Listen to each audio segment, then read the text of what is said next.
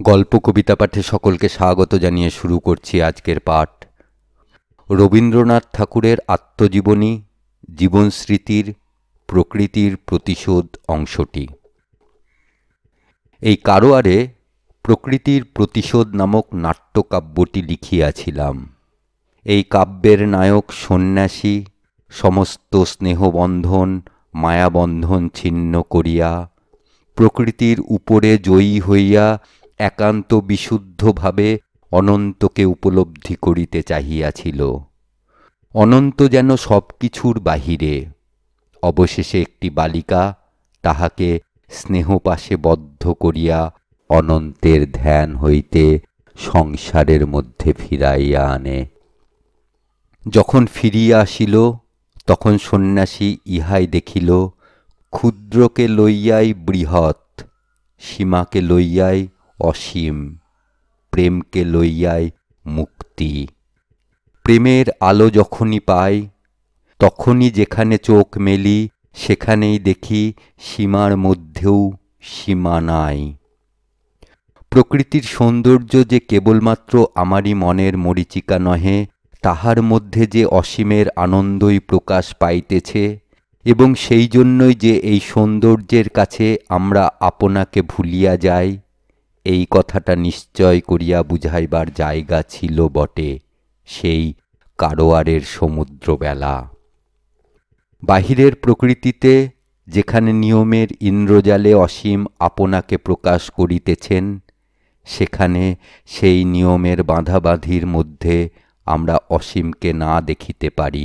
কিন্তু যেখানে সৌন্দর্য ও প্রীতির সম্পর্কে হৃদয় একেবারে অব্যবহিতভাবে ক্ষুদ্রের মধ্যেও সেই ভূমার স্পর্শ লাভ করে, সেখানে সেই প্রত্যক্ষ বোধের কাছে কোনো তর্ক খাটিবে কি করিয়া?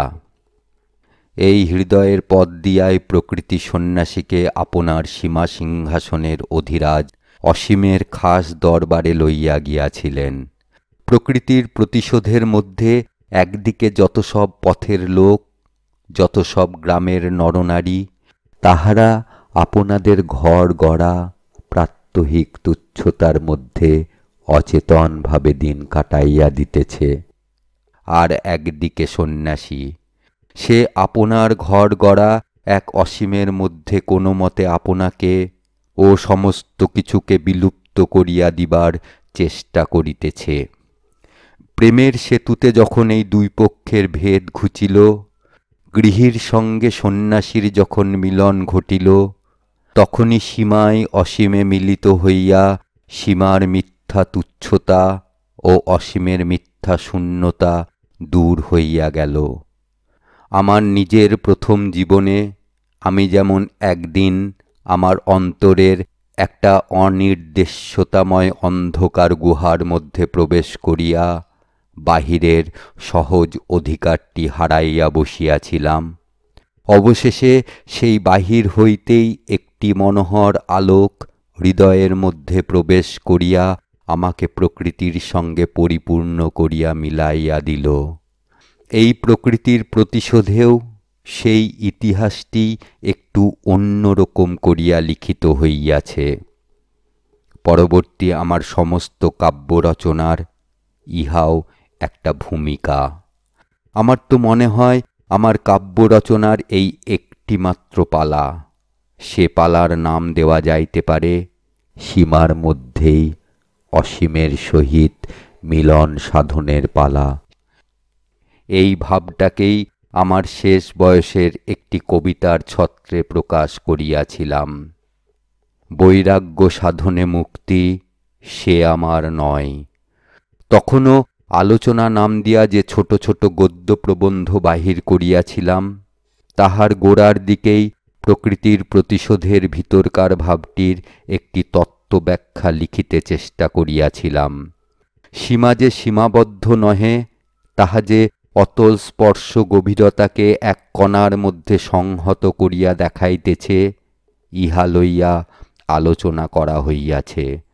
তত্ত্ব হিসাবে সে ব্যাখ্যার কোনো মূল্য আছে কিনা এবং কাব্য হিসাবে প্রকৃতির প্রতিশোধের স্থান কি তাহা জানি না, কিন্তু আজ স্পষ্ট দেখা যাইতেছে এই একটি একটিমাত্র আইডিয়া অলক্ষ্যভাবে নানা বেশে আজ পর্যন্ত আমার সমস্ত রচনাকে অধিকার করিয়া আসিয়াছে। কারোয়ার হইতে ফিরিবার সময় জাহাজে প্রকৃতির প্রতিশোধের কয়েকটি গান লিখিয়াছিলাম। বড় একটি আনন্দের সঙ্গে প্রথম গানটি জাহাজের ডেকে বসিয়া সুর দিয়া দিয়া গাহিতে গাহিতে রচনা করিয়াছিলাম। হ্যাঁদে গো নন্দরানী, আমাদের শ্যামকে ছেড়ে দাও, আমরা রাখাল বালক গোষ্ঠে যাব, আমাদের শ্যামকে দিয়ে যাও। সকালের সূর্য উঠিয়াছে, ফুল ফুটিয়াছে, রাখাল বালকরা মাঠে যাইতেছে। সেই সূর্যোদয়, সেই ফুল ফোটা, সেই মাঠে বিহার তাহারা শূন্য রাখিতে চায় না। সেইখানেই তাহারা তাহাদের শ্যামের সঙ্গে মিলিত হইতে চাহিতেছে। সেইখানেই অসীমের সাজ পরা রূপটি তাহারা দেখিতে চায়। সেইখানেই মাঠে ঘাটে বনে পর্বতে অসীমের সঙ্গে আনন্দের খেলায় তাহারা যোগ দিবে বলিয়াই তাহারা বাহির হইয়া পড়িয়াছে। দূরে নয়, ঐশ্বর্যের মধ্যে নয়, তাহাদের উপকরণ অতি সামান্য। পীতধরা ও বনফুলের মালায় তাহাদের সাজের পক্ষে যথেষ্ট। কেননা সর্বত্রই যাহার আনন্দ, তাহাকে কোনো বড় জায়গায় খুঁজিতে গেলে, তাহার জন্য আয়োজন আড়ম্বর করিতে গেলেই লক্ষ্য হারাইয়া ফেলিতে হয়। কারোয়ার হইতে ফিরিয়া আসার কিছুকাল পরে 1290 সালে 24শে অগ্রহায়ণে আমার বিবাহ হয়। তখন আমার বয়স 22 বৎসর।